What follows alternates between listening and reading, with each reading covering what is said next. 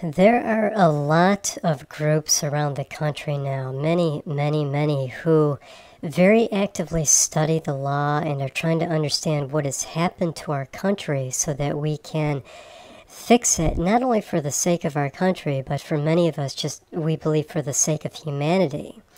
Now, I've listened to Alex Jones for a very long time. I have not listened to him for several years, but I did listen to him for a very long time, starting back in the early 2000s, around 2000, 2001 or so, around the time of the 9/11 events and whatnot. I found out about him then, and I continued listening to him for several years after, probably up until 2006 or 7 or 8, and I started to slowly stop listening to him.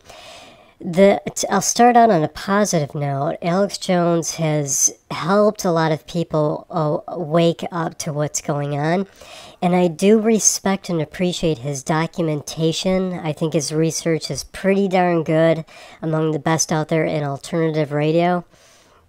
The problem is that for those of us around the country who've been studying this stuff really hard and are trying to create change, what Alex Jones does is he never discusses outright real remedy. All he ever does is keep things in controversy.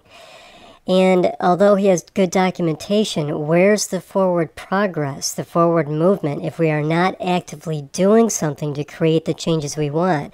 Now, as a side note, I also don't agree with his Christian stuff. I'll get back to that in just a moment. But a good recent example is the Newtown stuff with the Second Amendment issues. He appeared on national TV. It was one of the major networks, debating this issue with another well-known TV personality. And from what I saw of it, it was a complete embarrassment.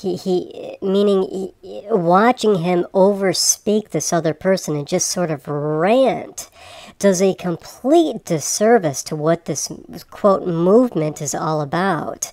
I have a friend who went over with neighbors to have them all listen to Alex Jones debate this with this other fellow. The neighbors had no idea who Alex Jones was, and Alex Jones, because of him over-speaking and yelling and ranting, did nothing but embarrass the cause behind this movement. He did not offer anything respectable.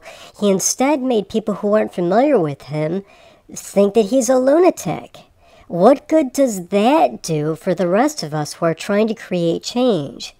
Now, back to the religious component, I remember clearly back in the fall of 2003, it was Halloween, October 31st, listening to his show and listening to him have just plain an all-out argument with an alternative person, some sort of a Wiccan religion, I believe it was, which I support. You know, I'm not a Wiccan at all, but I support them going on a different path towards nature and whatnot. I support that completely, and of course support that way over the brainwashing of reading a book and believing what a book has to say is the ultimate answer to what our reality is all about. I grew up in a Christian family. Christianity is a form of brainwashing, as are all religions. Do I think there's no value in it? No. I think you can read Christianity, read the Bible, and derive value from it, but that doesn't mean you hold it out to be the ultimate reality.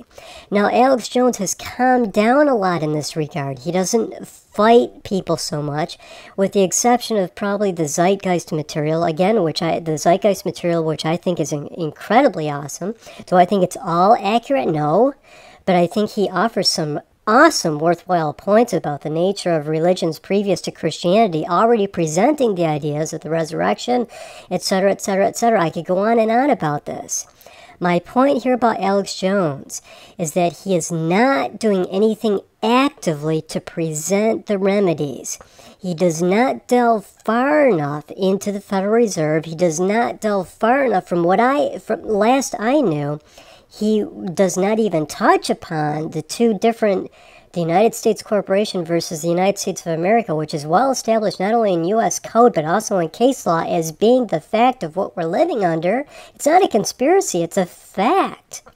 Why won't he attack these issues, these specific remedies or traffic remedies, discussing the fraud involved in traffic that is so easy to prove? There's so many defects in traffic law. That's something that's very grassroots that everyone can fight at the local level to help create macro change from the micro level. He doesn't do these, to my knowledge. Now, again, I haven't really listened to him for a few years now because I couldn't stand to anymore because of his approach. But it makes me wonder, if he's not approaching it from these angles, what is his real agenda? Why isn't he approaching these things? The real issues that could create real change. And this doesn't need to be something that's confrontational or violent. All he needs to do is educate people about it and let us non-violently oppose what's going on so that we can then therefore create change. People are under the mistaken impression that this is about an underground grassroots Christian radical movement that wants to create violent change. Well, yes, there are those types in the movement, but there are plenty who are not about that. And I do believe, to Alex's credit, that he does not advocate violence at all, but he has got to approach, attack, and deal with these real issues that can create real and substantial change by getting some of these people on his show who know about this stuff and approaching it from that standpoint. Until he does, I don't know exactly what his agenda is. I don't know exactly whose side he's on. I don't know if he's been bought out. He certainly has a commercial enterprise. As many of us do, we have to make a living, so we're all making a living somehow within the system of the Federal Reserve notes. But what is his true purpose if he's not creating real active change, and he's not dealing with the core issues but sidetracking with all these fluff matters of controversy that all they do is create a stir in people and don't create real change?